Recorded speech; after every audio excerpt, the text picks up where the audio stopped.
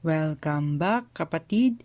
In this video, I will be discussing sufficient provocation or threat as one of the mitigating circumstances enumerated in revised penal code. The basis of this circumstance is diminution of intelligence and intent. The elements of sufficient provocation or threat are as follows.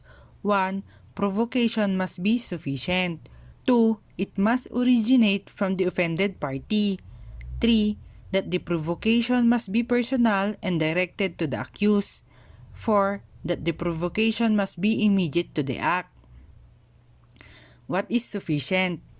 Sufficient means adequate to excite a person to commit a wrong and must accordingly be proportionate to its gravity.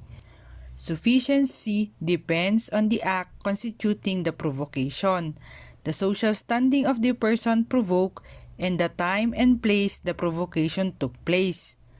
Note that, in case of threat, the threat must not be offensive and positively strong, otherwise it may result to an unlawful aggression justifying self-defense.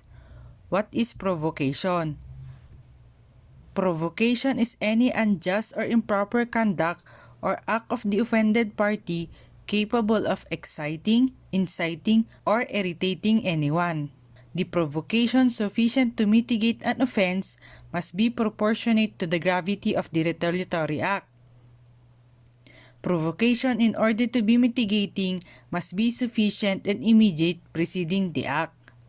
What is the difference between sufficient provocation as a requisite of incomplete self-defense and provocation as a mitigating circumstance? Sufficient provocation as a requisite of incomplete self-defense pertains to the absence of provocation on the part of the person defending himself. On the other hand, provocation as a mitigating circumstance pertains to its presence on the part of the offended party. That's all for this topic. For our next video, I will be discussing immediate vindication of a grave offense as a mitigating circumstance. Just comment your questions if there's any and we will try to answer them. Thank you.